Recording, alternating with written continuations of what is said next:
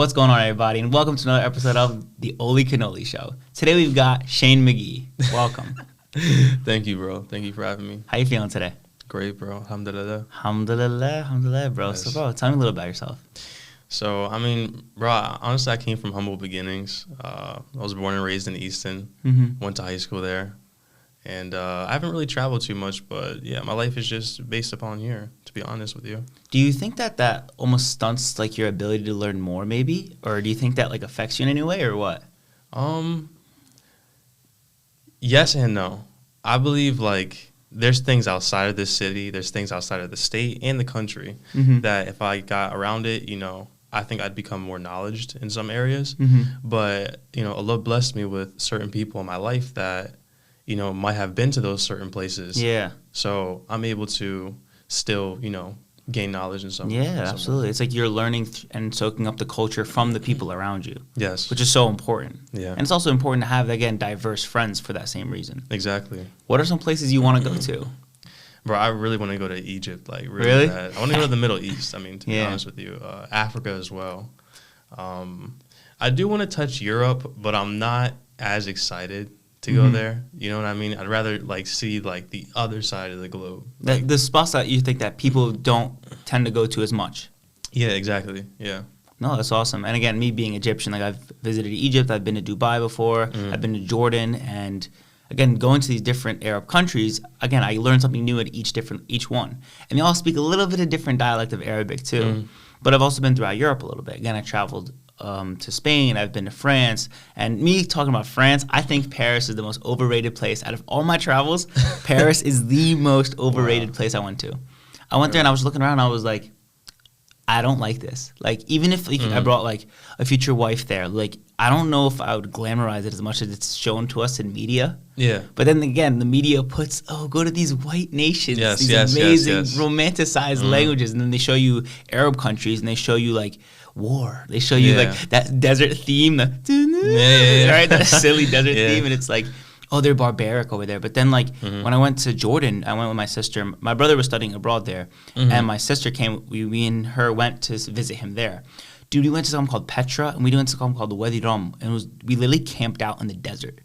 And we were in like this little globe. Yeah, it was so cool. We saw the stars because there's no light pollution over there. Right. And it was like a genuinely amazing experience. And in my head, I was thinking, this is somewhere I would rather go than Paris. Right. Everyone's like, you'd rather go to the desert than Paris. But they didn't understand. No one would understand. Like the vibe there was different. It was homey. Like the meals were so wholesome. They cooked the meal underneath the sand in a traditional way. And get this, it costed probably a fraction of what it would cost you to go to Paris. 100%. You know, so it's like it saves me money. It gives me a better experience, and it was like genuine. You know, it was real instead of it being, let me take this picture for Instagram. Right, you know? Exactly, yeah. But it's again, that's awesome. That's what they do. You know, like they purport to us to see like, oh, you have to go here. You should go to Switzerland and go to the Swiss Alps. Like I'm sure it looks gorgeous, but why not go to Patagonia in Argentina? Right, exactly. You know, why not go to Brazil? Why not go to Chile? I know they have really nice spots there too. Yeah. So it's like, what gets romanticized? You know. Exactly. So what do you think about that overall? Like kind of going in on that. I mean, bro, it frustrates me because you know, as someone in America, I would love to travel the world, right? But for so long they've been putting this stuff like the propaganda and then the media, and they push like such a negative like report on these other countries. And it really is annoying. I mean, but again, me having friends that are from other places, I'm allowed to see the other side, you know? And so I'm starting to believe it's all lies, bro. Told through the media just to keep us here. So that we're born, we're raised, and we die here. Yeah. You know what I mean? It's like the small town mentality, but within the whole nation in and of itself. Yes, exactly. And it's like they sell you on the American dream. But like I saw this funny video, and it's like, but to live the American dream now, you got to be asleep to live it. You got to be actually dreaming. Yeah. And it's like crazy because, again, as a young man in your 20s now, we're looking at getting a job or finding a way of making income, starting a business. And you start to think, things are only going up in price. My value as a person is only going down because of what corporations value me at. Yeah. But again, it's so difficult because our value should not be subject to a dollar bill. Yes. Like our value is limitless. We don't have a set number on our value. Exactly. But nowadays, everything is so commoditized where now you're 10,000. You are 20,000. Oh, you're worth $1 million to this thing. Oh, you're worth this. It's all numbered now. Yeah. But yet we're not a number. We're a soul. We're a spirit. Yeah. So what do you think overall about just like the system that we're living in, and what do you think one needs to do to like I guess get out of the what we call the matrix? I feel like the system that we're living in is very evil. Like again, like you said, it's based upon numbers, and they want to label you as a certain, Like a barcode. Exactly, literally. And I mean, for someone that's trying to get out of it, I would say get grounded. Like, find the things in life that really matter. Going to the club and partying and doing all this rah-rah, is that really important? Or would, going out in the middle of nowhere in the grasslands, just having your feet planted in the ground, just feeling the earth, enjoying your time, looking at the scenery, that's something that you can enjoy and really feel. And I feel like people have to get grounded first. They have to find like their spiritual side. You know what I mean? And again, like Islam helped me with that. So it kept me grounded. That's what helped me get out of the matrix and realize like what was real and what was fake. Yeah. Currency it means nothing. Like the fiat currency means nothing, bro. So once people realize that, bro, they'll make it out for sure. It's interesting that you say that you feel like you had to like almost get grounded before like you recently became Muslim.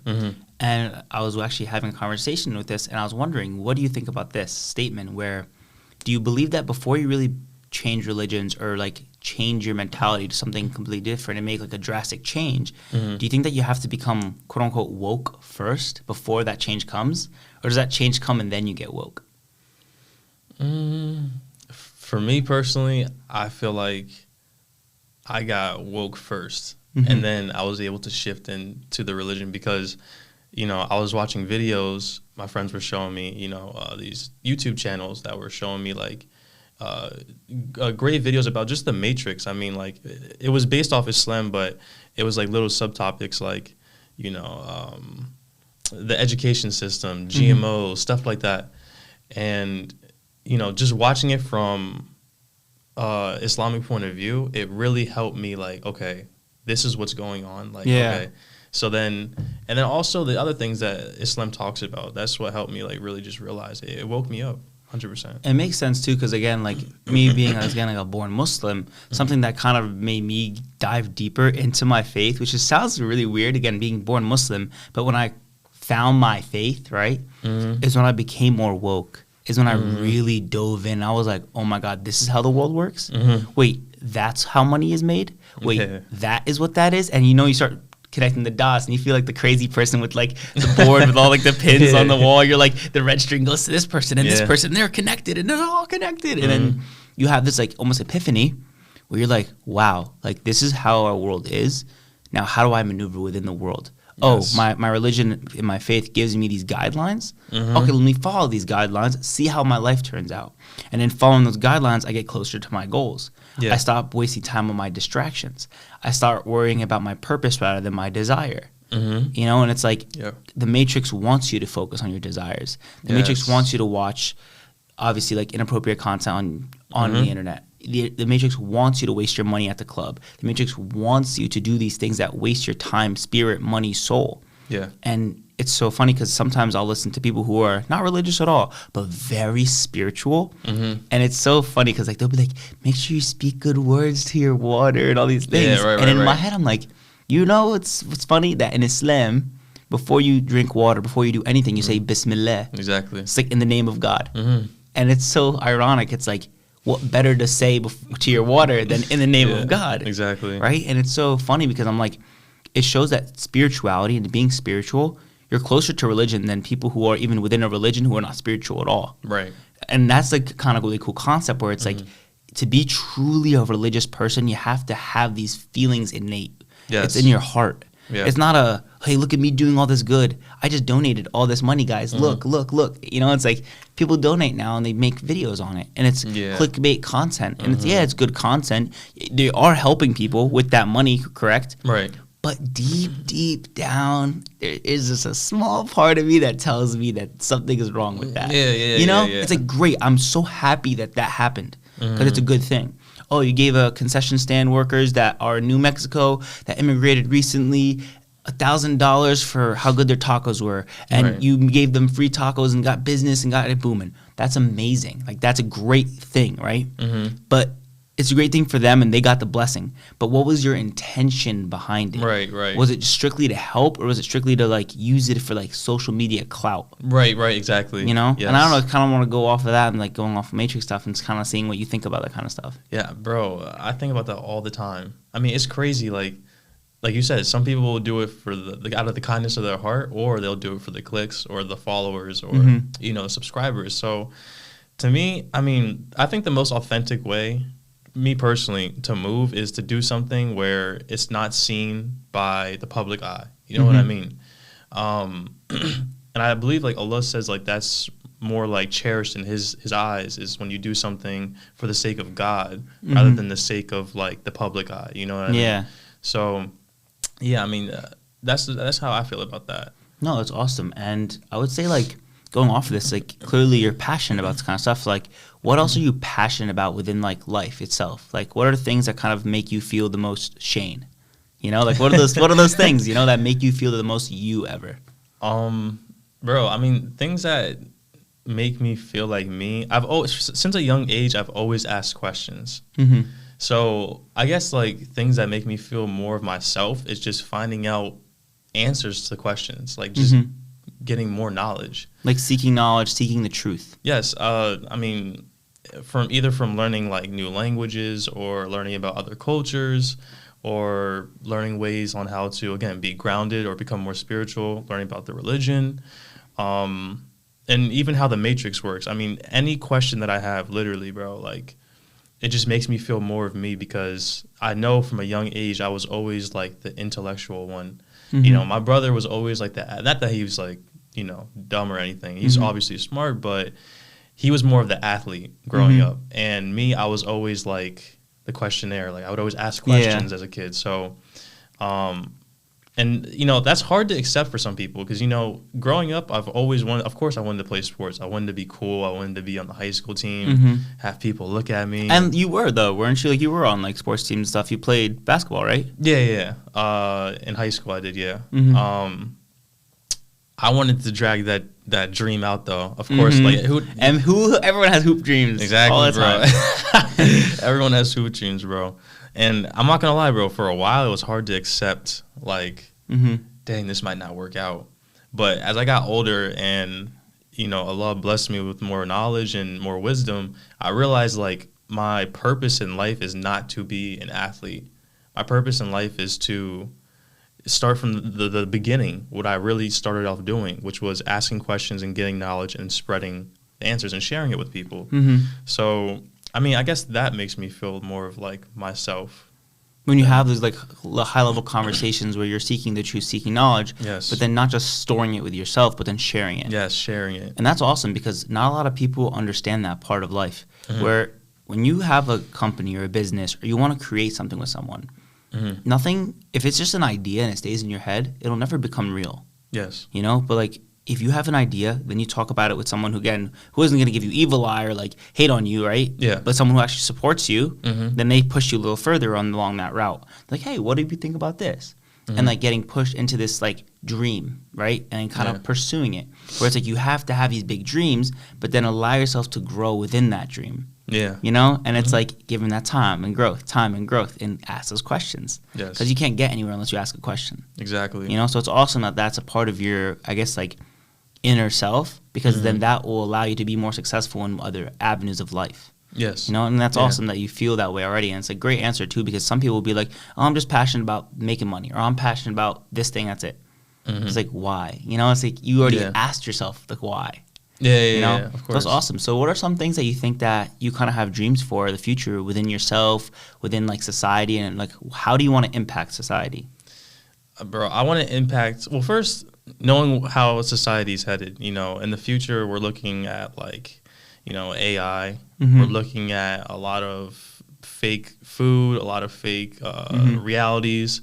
So for me, I mean, bro, honestly, I have a dream. I don't want to sound like Martin Luther King. Martin Luther King. No, That's awesome. But, like, I want to impact society in a way where it's like, it's realistic. It's not like desires, or it's not a false reality. You know, so like, you know, a small example could be like, I don't know, even like farming or something.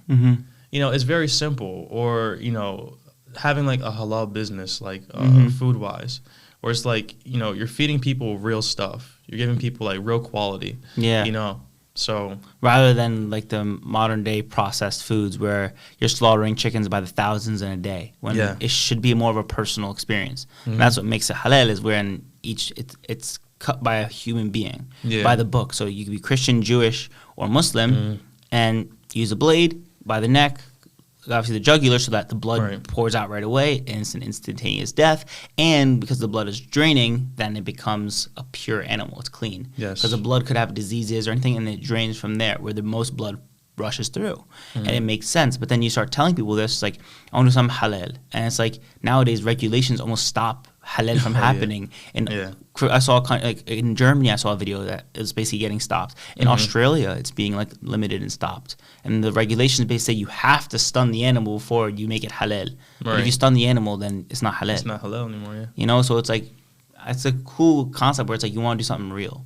You know, it's like everyone, it's common sense now. If you want to create a business, create an AI business. Use something that AI will use. Do this. Like, but at the end of the day, it's like, okay, but then you're entering that life of fake reality. Like, why are you not trying to create something more real? Something that people can use, something people can experience, you know? Even if it is digital, at least allow them to experience the tool. Right. You know? Where it's like, don't make it so that we become lazier people. Yeah. You know? But nowadays, that's what everyone's focused on. Now you can go to Grubhub, DoorDash, Uber Eats, and just boop, boop, boop, food comes to me. Obviously, we've always had delivery. Right. But now it's instantaneous at a touch of a button. Yeah. Bro, it's crazy because, you know, like, I want to create something that's, like I've been saying, is, like, real, and even digital. That would be cool, too. But I want it to advance us, you know, in a way that's good. I don't want, like you said, if it makes people lazy, or if it takes people out of the realm of the actual, like, your life, it takes you out of your spirit, I don't think I really want to be a part of that at all, you know, because I feel like I would be doing a disservice to humans, you know what I mean? And, like, again, like you said, like, you want people to enjoy the product, like, for real, enjoy the product. So, yeah, bro, I mean, there's tons of ideas, but I don't want to spill everything. Yeah, no, of course. You got to keep some of the secrets. Yeah, of course. You got to keep the sauce bottled up. Yes, sir. Yeah, bro. No expiration date either. Exactly. But yeah, like, so overall, like, what is something so far you think in life that, like, you feel like you've done well, you've succeeded in? So what's something that you're proud of? I would say, personally, giving up on desires. That's one thing that I'm proud to say that I've overcame, you know? There was a point in my life where I was, like, a victim to my desires, and I didn't see it. You know what I mean? So, and I was just living life day to day, not even a care in the world. And then, you know, one day it just hit me. Obviously, it was, like, after Islam that I realized, like, dude, I cannot live to my desires. I have to be a man. Like, I have to change. Yeah. Also, another thing that really woke me up was, I was working a job, and I was working with older men. They were probably, like, in their 40s. At the time, I was probably, like, 19. What kind of job was it? It was a construction job. Okay. And I was noticing that these older men they were acting like children, like literal children. And, like, they would beef with each other on the job. So basically, I just came to realization that job, most of the workers were, like, from prison. Really? Like, they were from prison, or they were, like, illegal. Like, they were working, like, under the table. So, but a lot of those people, bro, they came out, they were very, like, and of course there were still people that weren't in prison, and they were legal. But the thing is like, even those guys, bro, like, they would just be childish. They would bicker, they would complain, you know, they'd mess around too much, they wouldn't focus. And I'm like, it worried me, because I'm like, bro, like, they'd be, like, 40 smoking Juuls. Do you know what I mean? Yeah. Like, it's like, how are you doing that when, like, I'm a child, basically, compared to you? And I would look at that and be like, what are you doing? Exactly. You know, and it's like, they made Juuls attractive to kids, obviously, because, again, our generation, like Gen Z and like I would say like late millennial, early Gen Z, late Gen Z, none of us smoke cigarettes. Yeah, nah. No one smokes cigs. Like, bro, you're smoking cigs? Like, what are you doing? Like, anyone our age look at someone like you rarely saw people smoking cigs. Back in like the 70s, 80s, heads were smoking cigs. Exactly. You know, it's like, obviously not people who smoke weed, right? But like more often than cigarettes. But you smoke weed, you're not smoking a pack of cigs. Like, you know what I mean? You're not smoking 12 J's a day. Yeah, right. You know, like yeah. people are smoking packs though. So they're smoking 3 packs. Imagine smoking like 24 to 36 J's a day. Like that just doesn't happen. Yeah. Even people who are quote unquote label themselves potheads wouldn't do that. Yeah. You know, like that's just unreasonable. And it's a waste of money, to be honest. Yeah, so it's like understanding that it's like funny, but then they gave us these Nick sticks, these jewels, to make it trendy and cool. But then even that, I don't know if you've noticed, but again, from when I was in university till now, I kind of noticed people our age already kind of stopped. Like they're all like, they're kind of already like, oh, this is lame. Like we shouldn't be doing this. This is stupid. It's more like a younger. Yeah. I know what you mean. And it's like a rebellious thing. Yeah. And it's so easy. But then they understand, okay, this is stupid. I'm stopping. I'm done. You know? Yeah. But then you see older people doing, you're like, what are you doing? And if you buy it to actually try to wean off of cigarettes, that's awesome. That's so good. Because nicotine is an addictive drug. It's hard to wean off of it cold turkey. Obviously, there's ways to do it. But the thing is, they didn't market it like that. They marketed it for younger kids. Exactly. They know what they're doing. Of course. It's like, don't play stupid. Like, as a company or a business, you know your marketing plan. Yeah. You know how you're going to make your most money. Yeah. You know? And they know that most of their money was made by people above 18 or 21 buying it and selling it to younger kids. Yeah. Middlemaning it. They know that. They have to. Because then why is so many high schoolers smoking jewels? Exactly. You know? Yeah. And it's kind of like the concept of, like you're saying, doing something good for the society. Yeah. And it's like people are okay with harming society, but benefiting their pocket. Exactly. But like that pocket isn't going to help you when you're passed away. That pocket isn't going to help you after it's over. And it's a cool concept because I saw a video and it was explaining this, and it was, on this earth, we will live however many years we live. Say we live 80, 100 years, right? When you pass, how many years will go by, right? 500. Yeah, I know what you're talking about. So our lifespan is tiny compared to even how long we'll be dead. Like, we're going to be dead longer than we're going to be alive. So understanding that, it's like, wait, that means every second I have on this earth is valuable, that I need to do something positive with it as much as I can to better the people around me, better my own life. And it kind of goes back to that Rumi quote that I love, and it's like, yesterday I was clever, so I wanted to change the world. Today I'm wise, so I'm changing myself.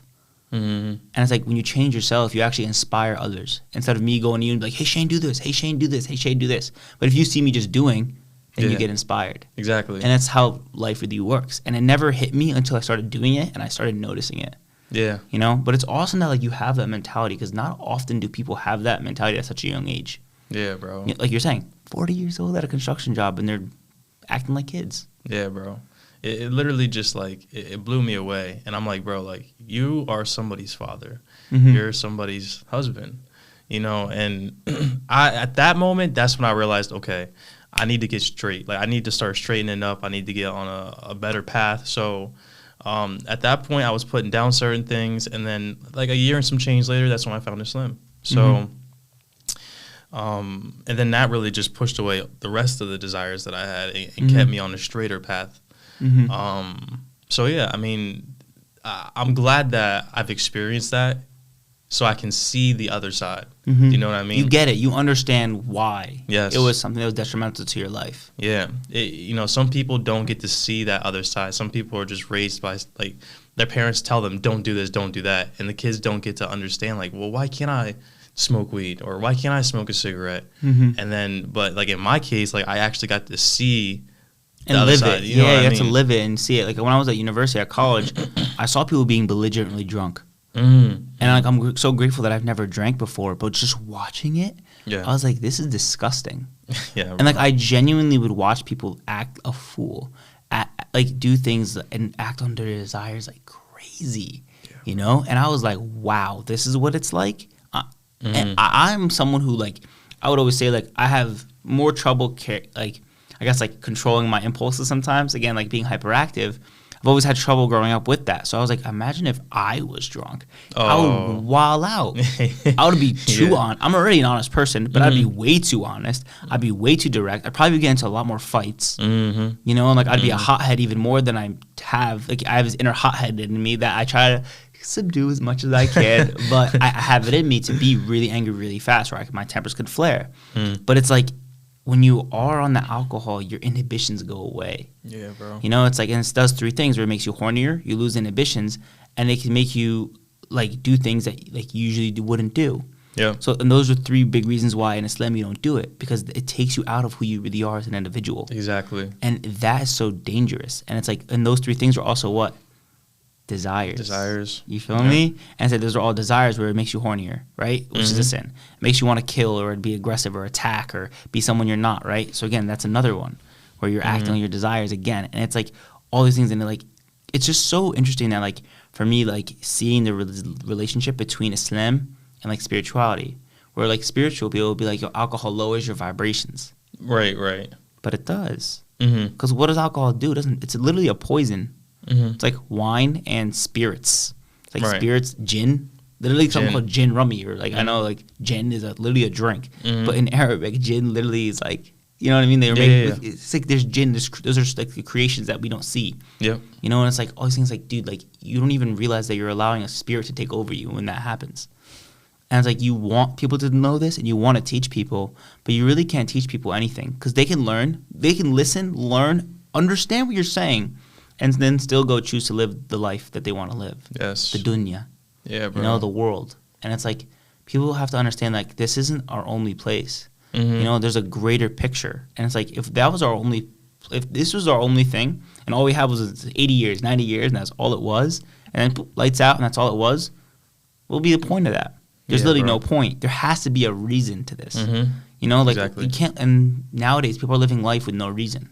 Exactly. And you live life with no reason. All you're acting on is desires. So it's just awesome that you kind of think this way too, and it's kind of going off of that, like going back to the prison thing, right? Why did you think that the people who were like more prison people or within that system longer act that way? Like, what do you think? So you have to ask yourself, if you want to create a society of people that are in line, like religion aside, you want to create a society where people are straight, like not straight sexual wise, but you get what I'm saying, straight minded. Most people will join the military for discipline reasons, right? So you could take somebody off the corner of the street from anywhere and put him in basic training, allow him to go through those months, and he'll come out a perfect Marine. Do you know what I mean? Now, why is it that we don't take that same tactic and apply it in the prison system? The thing is with prison is when people get sent to prison, these prisons make money off of that, these private prisons. And so if they could get more prisoners to keep coming in, that's more income in their pockets. Yeah. So you have these people that are coming into prison and they get sent back out. First of all, you have people in there that are goofballs already. You have people in there that actually like think gangbanging is something like serious. There's people that fight over like snacks, bro. There's people that fight over certain like shower stalls. You know what I mean? And the thing is like people, instead of like coming together in prison, which there's some groups that might come together, there's a lot of segregation in there. I mean, you have like your skinheads, and you have like the Crips, the Bloods, and you might have your Muslims in the prison system. But the thing is they send them back on the street. They don't create a soldier. They don't straighten them up in a way. Ah, I see what you mean. Like they don't actually help them in any way. They don't. They send them back after, you know, someone might have got beat for years. They might have went through shanks and attacks. Exactly. Gang beefs and all that stuff, bro. When they get back on the street, they're going to have that same mentality, especially someone that doesn't see that the programming that's happened. Exactly. Because that's what it is. It's a programming to keep them in that same mentality. Exactly. So they're not trying to educate them or teach them or help them get out. Yeah. Because then obviously when you get out, you have a record. And when you have a record, how are you going to get a job if someone's like, have you ever been arrested before? Exactly. Yes. Well, why would I hire you? Exactly. You know what I mean? Then they go back right to the haram, like the way of making money. It's like, I'm going to go right back to the block. I'm going to go to this place. I'm going to scam, this, that, and the third. And then you get caught up again. And then you get sent back to the same place. And it's just a revolving circle, bro. It's like, that's the way the prison system's created. That's why I think it's like, it's so bad. And it is like a modern day slavery system, though. Yes. Because of the fact that, like, they tend to also attack brown black, immigrants, foreign people. They don't attack white people. Dude, no. Like, and it's so funny because I remember like thinking about this one day, and I was just driving, and like obviously it was like a nice area I was driving through, and I was thinking, I was like, I guarantee if I drove through this neighborhood, right, and drove through like a more lower income neighborhood, right, where there's obviously white, black, Spanish, right, and I was driving through both neighborhoods, right. Now, if I were to get a police car and patrol these two areas, and see how many people are smoking weed outside, I guarantee you, if you patrol them at the same rate, you'd get more kids in the suburbia, like the more like suburban, wealthier areas. Why? They have the money to spend on that kind of stuff. Right. You know what I mean? Like every time I've ever met people, so this is what I learned at college. Sounds like college, the poor people weren't doing cocaine. Oh no. You know what I mean? Yeah. They're smoking a little weed, right? Cool. Yeah. But all the rich lax kids and football guys, dude, they're doing lines in the bathroom. And I'm looking at this, I'm like, what? I'm like, what is this? I'm like, y'all got cocaine? Like, this is really how it is? You know? And it's like, and again, this is where you start learning, like, so if rich people are the ones affording it, then why aren't more rich kids getting jail time? Because when they do get caught, what happens? They got lawyer money. Yep. They got mommy, daddy money to make sure they chill. To make sure they're on DR. There's like a thing that I guess they do where it's like a straight and narrow path thing to make sure they're not going to do it again. Okay, I know what you mean, yeah. I forget what it's called for some reason. AD or ADR or ADR, something like that. I understand what you mean, yeah. And it was one of those things where I'm like thinking in my head, I'm like, so if you were not wealthy, you'd be screwed. Yeah. But then one time you get slipped up and you're less fortunate, raps for you. And double raps for you if you're colored in any way. Oh, yeah. Spanish, Arab, black, anything. You're cooked. Yeah. And it's, again, like, it's that system thing where it's like they want that to happen because they want to entrap those groups. Because then when you get the men in those cultures, right, into the prison system, then they're single mothers. Exactly. And what happens? Then it's a broken home. If it's a broken home, it could create broken kids. Yes. And then those broken kids become more, it's like a cycle of creating damaged people. And it's like so hurtful to see this as like in a third eye view where you're starting to realize like, oh, that's why they're doing this. Yes. And that's going back to like your point against the Matrix. You know, and it's kind of like going off of that. Like, what do you think just overall, like anything else that kind of makes you feel that sort of like passionate way? It's actually funny you just said that because, bro, I realized that. So right now, a lot of countries are mining gold in Africa, like stacking up on gold. Yeah. Right now, the U.S. has the world reserve currency, but it's not backed up by anything. So in reality, it's just a piece of paper that has no value. Now, they're going to China and they're mining all this gold. I mean, my bad. They're going to Africa and they're mining all this gold. And, you know, one, does that bother me? Yes, because it's like, what are you doing in Africa in the first place? Like, why? It's not your nation. It's not your country. It's not your regulations to do anything there. Exactly. So they're going out there and, you know, they're taking advantage of these people. They're saying like, hey, you know, I believe we talked about this off camera before where it was like, you know, we'll build you highways, we'll build you these new cities that, you know. The infrastructure that they want and need. Exactly. Yeah. And so, you know, and the African leaders, you know, not all of them, but some of them, and even the Caribbean leaders, where China's, I think at the moment, they don't have to worry about the consequences of their people. Right, if I'm China and I go up to the leader of Jamaica and I say, hey, you know, allow us to, you know, build this highway for you guys, and if you allow us, you know, we'll also give you can take as much money as you want, which is not a gift, it's a loan, by the way. So you know there's interest on it and late fees, you know, you can take all the money you want. We'll give you $1 million in retirement. We'll build you a nice retirement home, and your kids can come to China for free to study in college. So the leaders, in their eyes, are like, yo, like, I'm set for life. That's a bargain for, like, himself or, like, exactly. herself. But it's the selfishness that is going to cause the catastrophe for his people. Do you know what I mean? Like, later down the road. Exactly. And so, you know, it's almost like colonialism 2.0. Like, that's what China's doing right now to Africa as we speak. I believe I don't know what countries specifically in Africa, but the language, Mandarin's the second language in the school system after whatever. Their initial language is, yeah. And they're sending a whole bunch of Chinese families over. I saw it somewhere, yeah. Chinese educators here to Africa, where it's like, when has the Chinese people ever cared about African people? They've never cared about the African people. They only care about them to benefit themselves long term. Exactly. So they're going to take these Asian educators and bring them over to Africa and teach them kind of like an Asian type of education system, where it's like, it's the same thing with like here in America. Like there's a lot of black people in America, African Americans, that have European education. Do you know what I mean? Yeah, like the McGraw-Hill textbooks. Yes. So all they know is like the European, whatever the European society wants me to learn, whatever and they don't actually You don't get know to their learn roots. real history. Exactly. Like I remember thinking that I was in obviously high school, elementary school. I didn't learn about Mansa Musa. But he was obviously Mali, wealthiest person ever exist, basically. Yes. Trillions of gold. And I'm thinking, man, I'm like, so why don't we learn about him? Yeah. Why do we have to learn about slavery all the time?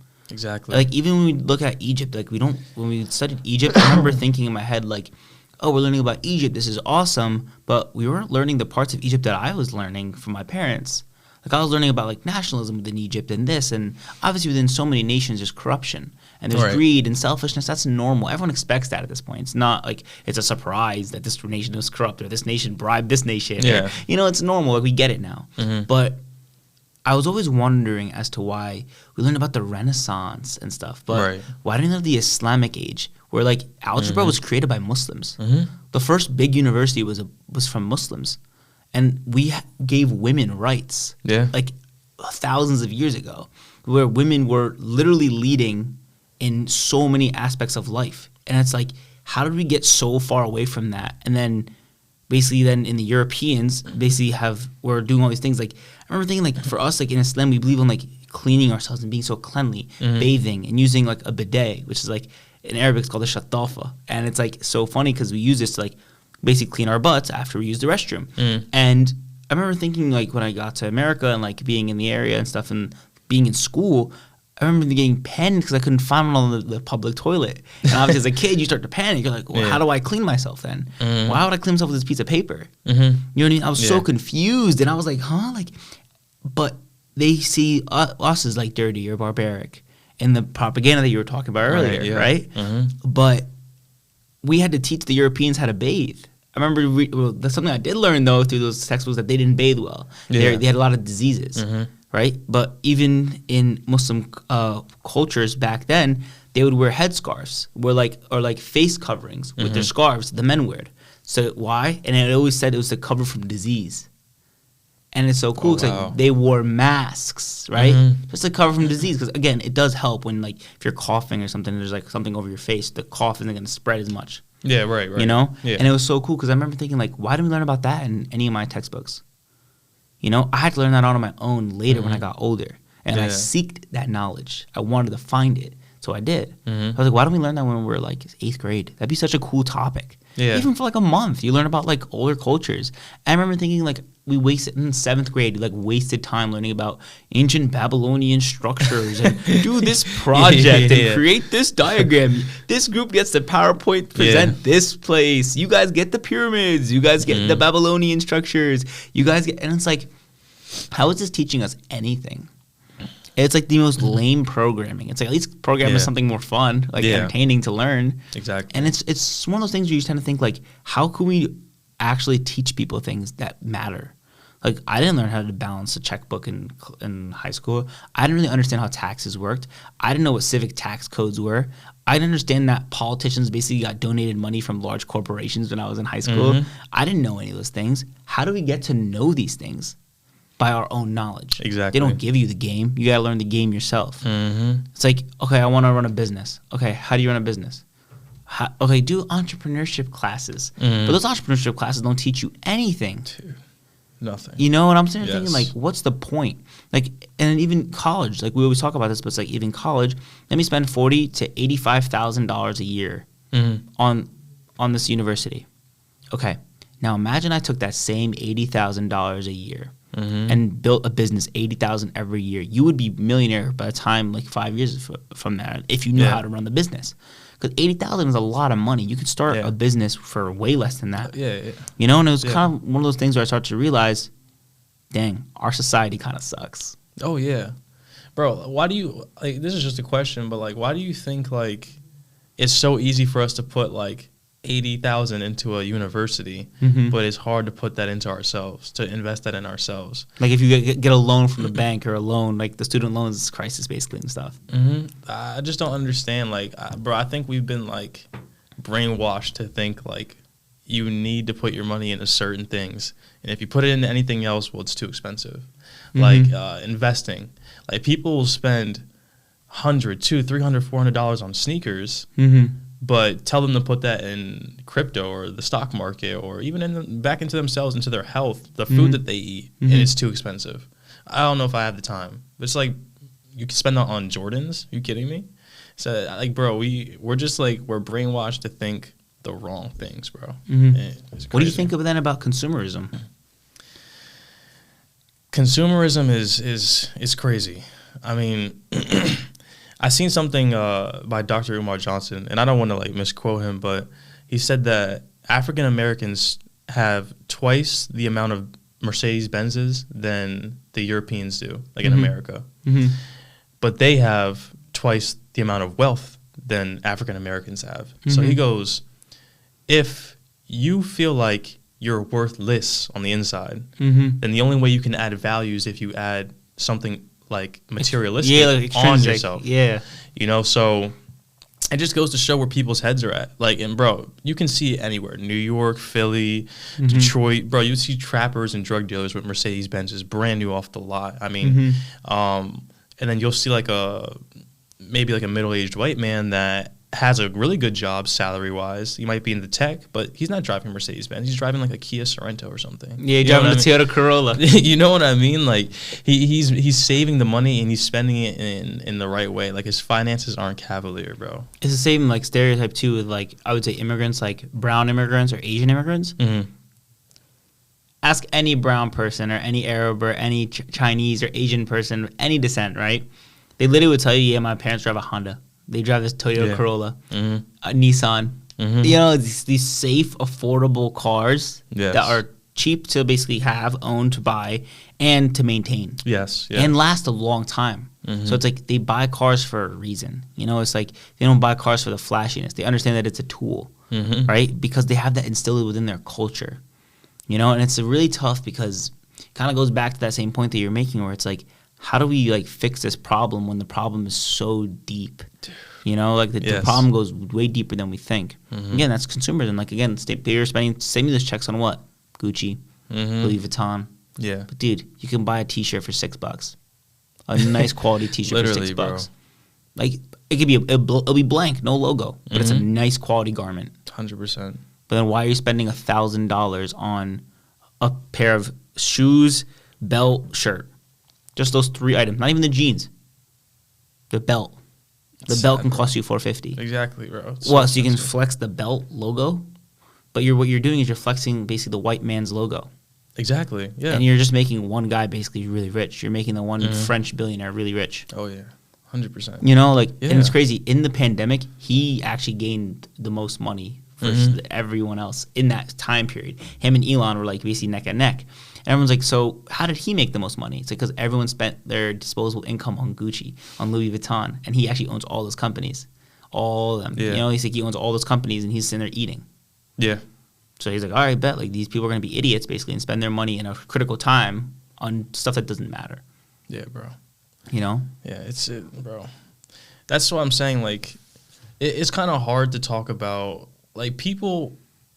I would say the African American community, they have to understand the concept of money, right? You have Arabs will come over to the United States, Asians will come over to the United States, Hispanics will come over to the United States, and immediately they're either working hard and saving their money and sending it back to their country, or they're starting a business and they're having multiple corner stores, they're having the gas stations, they're starting up something and they're building up wealth to send back to their countries to reinvest. Whereas like, you know, for instance, when we got the stimulus checks, African Americans, like you said, we went right to the materialism. We bought the wrong things. We invested in the wrong things. A lot of us, bro. If there was 5 of us and we put all our stimulus checks together, bro, we could have came up with a good amount of money and created a business. Bro. And then that business could have generated us even more money. And you know, the thing is that, and I can't blame all African Americans for the way they think. No, you can't, because it's systematic, where it's like the system only teaches us so much. But the thing is like, at the same time, you can't use that as an excuse to be like, well, I didn't get anywhere far in my life because the government, you know, didn't teach me about. It's like the victim taxes. mentality. Yes, you have to be, at some point you have to step up and realize, like, dude, what am I doing? Clearly my life isn't going the way I thought it would go. And I know I have more potential than this. What can I do? And then you just have to start researching. But again, people don't have the time. People are lazy to read. Yeah, bro, it's crazy. I mean, I don't know. It's funny you say that, because I kind of want to ask you a question, kind of like as we're wrapping up and everything. Just thinking, like, what do you think needs to happen for that change to happen? Is it because, again, like, the internet's available to everyone, right? So do you think that it's almost too late to push people within this narrative, or that it's like you have to wake people up one by one, or like, what do you think would be the way to wake people up to, like, understanding how to be financially free, how to get intelligent in the right things? First I would say lose the, like, you have to break your attention away from the social media. Like, don't be caught, like, I swear, bro, every time if I happen to go on social media and I see, like, I don't know, Rihanna's pregnant posted by the Shade Room, I'll go through the comments. I love going through the comments because I love seeing what people say. And bro, majority of comments are people of color. And it's like, you won't see like a middle-aged white dad comment on a post like that. Do you know what I mean? And it's like, bro, like, I feel like we're worried about the wrong things. We're worried about the artists and the athletes. And, you know, that's another thing, is that it's because most of them are. There are, exactly. Like, most people in the NBA are black. Exactly. Most people in the NFL that are obviously really good are black. You know, it's like, and they garner a lot of attention. Even artists and rappers, dude, that's like the mainstream thing, and most of them are also African American. Yeah, they're black, they're Spanish, they're, you know, all these biggest artists are, even if they're half, you know what I mean? Yeah, they're still part of that culture. Yeah, you know what I mean? And it's like, that's what they're pushing, so that's what then you support, because they look like you. Yeah, but why don't we see more media representation of the right things, the corporation owners? But then you look at corporation owners, they're all white. Yeah, look at all the biggest banks, they're all white. They're white, yeah. Look at all the Vanguards, the Black Rocks, the whatever's, you know, that are holding all these trillions in assets. They're all white. You know, and it's like, you got to think about it. And it's like, that's what white people look up to then. Yeah. That wealth, that success, that status. You know, and out of, like, well, all the billionaires in the world, how many of them are black? Like 3? You know? Yeah, a couple, yeah. It's like, not a lot. And it's like, why? Like, because of the system. You know, and it's like, then the ones that do make it out, they either make it out because of, like, again, like, haram ways, of course, yeah, or they make it because they sold out to, like, a higher up, a white man, yeah. You know what I mean? And it's like one of the things you kind of feel like guilty of when you see it happening, because you're like, dang, how could people make it out in a more honest and authentic way? Yeah, you know, it's like, there has to be, right? There has to be a way to make it out the right way. Yes, and that's, again, like, I guess the journey that we have to go through now. Yeah, is find out how do we get out the right way. Yeah, bro. If you think about it, I mean, I'll say it like this. Every white community that is successful, they have a hospital, they have a bank, they have a grocery store, they have a hospital, and they have a school, owned all by white people. Now, you go anywhere in America, there's no community in America where all 5 of those things are owned by black people. We used to have those things, but they got taken away. Yeah, they destroyed it. So I think what we as African Americans have to get back to is realizing the importance of the education system, our banking system, who's controlling our money, the food, the source where we get it from. Also, if you notice, like, a lot of, like, low income areas, they'll have, like, more corner stores. They'll have, like, the cheaper food, like the GMO type of food. Whereas if you go somewhere where there's a little bit of money, suburban area, the Whole Foods. So they're getting the better quality food in their neighborhood. So as like we need more farmers, we need more educators, we need more people that are up to date with finance and they understand like, okay, how can we move this money in the right way? Again, the hospitals, there's, I don't know if you know this, but the black market, bro, any black man, his organs are the highest thing on the black market. Really? Any organ, yes. Well, why is that? Bro, it's to me, I think it's I don't know, it's some type of weirdo type of thing. Like I really don't understand why this is the highest. Do you think it's because of the melanin? Well, yeah, I would argue the melanin. Skin is like important to have because again, like basically protects you from the sun. Yeah, you know. And what was I gonna say? We were talking about again, like just like the black man's worth in the hospitals. Yeah. I'm trying to think. Oh, there was a kid. I think it was like maybe a year or two ago who had got killed in a school, and he was rolled up in a wrestling mat. I don't know if you ever heard about it. Oh yeah, I read all about his this. organs were missing.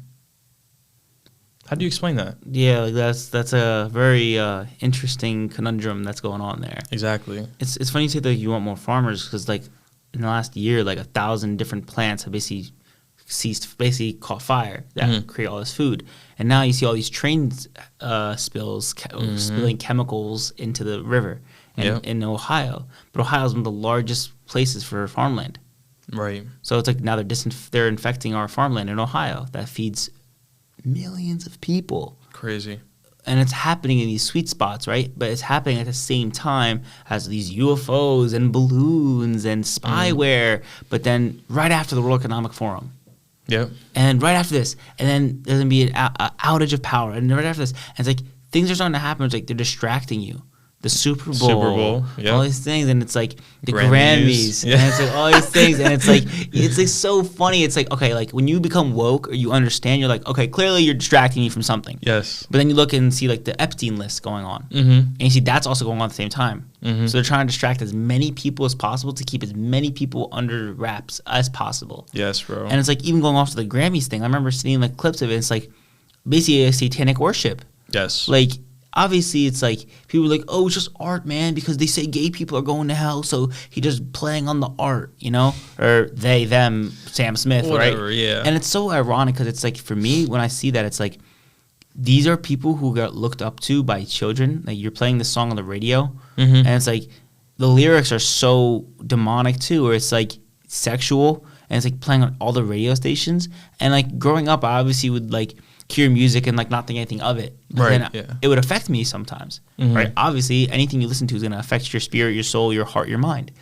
And now I'm thinking like the stuff they're listening to now is even worse than I used to listen to. Yeah. And I'm imagining like what's going to happen to our children. And like that's something that I'm worried about. Yes. Because it's like the future, and it's like so scary because then like you see who sponsors the Grammys, and you're like, okay, so why are they sponsoring the Grammys? It's like why is like a vaccine company, Pfizer, everybody, basically like sponsoring the Grammys? It makes no sense. It's like, why are they sponsoring this demonic, satanic experience? You know what I mean? And then I see like the Rihanna Super Bowl thing. She throws up the star, like the whole like triangle thing. The rock, yeah. Yeah, this triangle thing, but it's not on TV, but you see it when you were there. Yeah, yep. And it's it's little things like that make you curious and wonder like why. There's no reason. Like why not just be good people? But again, this world is wicked. This world doesn't have amazing people. This world has things that are crazy. You know, like, and that's a scary thing where you start to think like, how can I maneuver through this world in a righteous way? Where I mind my business, I get the things done that I need to get done, and I do my thing, and they can keep doing whatever they want to do. Yeah. Because I'm not a part of that. I will not indulge. I will not want to be a part of it. And as many people as possible that want to be out of it, please do. Get out. Yeah. You know, because like clearly it's up to you to get out. No one's going to save you. That's what I started realizing. Like we were saying, like, how do we get all these people to be educated? Well, you can't. Yeah, They'd rather care about LeBron's scoring record. They'd rather care about watching the next big game. And granted, I love watching the Premier League. I love watching. So I'm a huge fan. I love athletics. I love athletics in general. I love watching sports. I'm an athletic person. I've always loved it. The energy, like the camaraderie, the throwing up oops. Like it's obviously great to watch. Yeah. But I cannot dictate and spend hours upon hours of my day spending behind it. Right. You know, I'm in like a fantasy league, right, for like soccer and like we'll call my friends from university. And we play occasionally and stuff. And it's like I spend maybe like 3-4 minutes a day, like looking at like oh, should I play this person? Nah, like whatever. I mean, 3-4 minutes a week, actually, not even a day, like a week. Like, oh, I'll play this person. And sometimes I forget, and like the team just gets picked. I'm like, oh, whatever, having fun.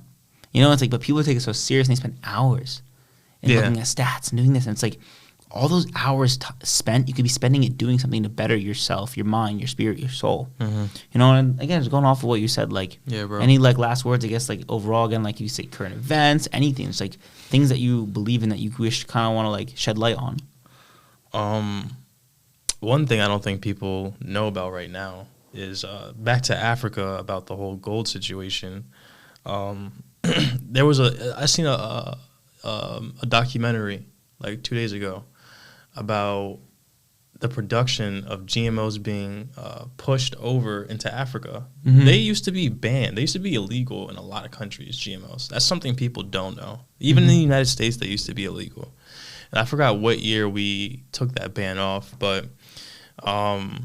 then when I believe when Barack Obama was in presidency, Michelle Obama made it a thing where you had to have a label on products that were GMO versus non-GMO. So I think she created that and had that pushed. But in Africa right now, there's this project of GMOs coming over there. And the sad part, and it was literally within the first maybe minute of the documentary, the 3 people, or I should say 2 people in one company that sponsor this movement, Warren Buffett's son, Bill Gates, and I believe, I don't want to butcher the company's name, but I believe it's called Monsanto, the pesticide company. So now, those 3 are the 3 that are behind this project. First of all, what does Warren Buffett's son know anything about farming and agriculture? I mean, let's be honest. Warren Buffett doesn't give a damn, bro. He invests the biggest in the Coca-Cola and McDonald's. McDonald's, bro. So does he really care about no the wellness and health of people? No. He cares more about his pocket. Exactly. And there was a World Economic Forum 2012, and Bill Gates was being interviewed, like in a room kind of like this. And he said that GMOs will end starvation. Now, you know, if you're bringing this project over to Africa, first of all, for a lot of people that don't know, white people are minorities in the United States.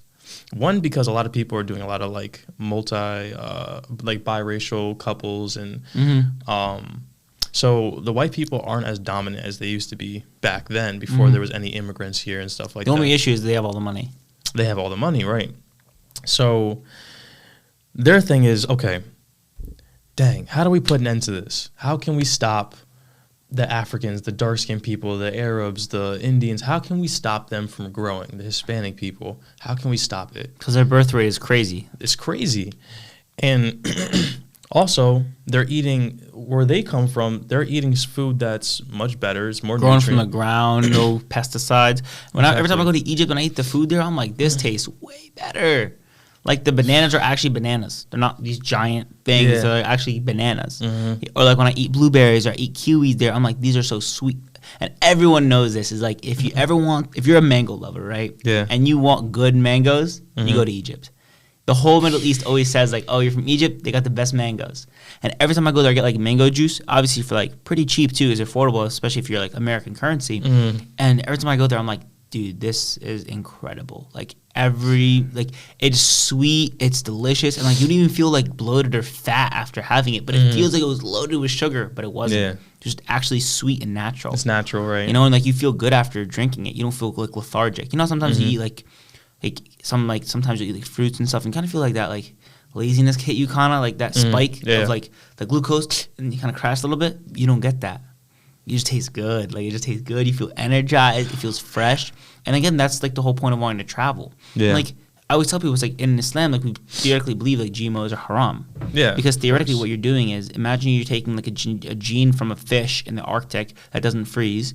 And then now you're taking that gene and you're putting it within a strawberry, so allow that strawberry to grow year round, right? But then that strawberry isn't a true strawberry, right? You know what I mean? It's like you created this fake strawberry, and it's like, okay, that shouldn't harm us, right? There's no real harm behind it, but it's a little upsetting when you start to think you changed God's natural creation. Yes, it was already perfect by design. Exactly. 100%. You didn't need to mess with it or mess with it, but you did. And it's like, why? You know what I mean? It's like, it's one of those things you start to realize, like, there's no reason to mess with it. The money, right? Yeah, the money bro. moves. And that's what it is. It's like, and it's just really sad. But, I mean, at the end of the day, like, you just got to keep doing you. Focus on the things that you can control. Know that this stuff is out there. And this, again, to everyone out there watching, is like, this is all out there. Do your own due diligence. Do your own research, right? And find ways to better your own life, because no one's going to come save you. Exactly. And that's something that I had to, like, accept. You know, like, when I went from a boy to, like, a young adult to a man, it's like I had to realize that, like, in that stage of boy to young adult man, I realized, oh, well, this sucks. You know, like, when you're in high school, you realize some of the world's ending for this or this or this, all those, like, scary stuff that you learn. Yeah. And then you start learning, oh, why have kids when I can't even afford to buy a house until I'm this, and have this much money. Yes. But then it's like, understand that at some point, like, you have to stop, like, complaining and just do it. Exactly. You have to get it done. You know, and I guess that's kind of like what's been my motivation for the last couple of years, is like, just keep learning. And like, again, just getting to the level that you want to get to. But all in all, I want to end it on your favorite quote. Let's see here.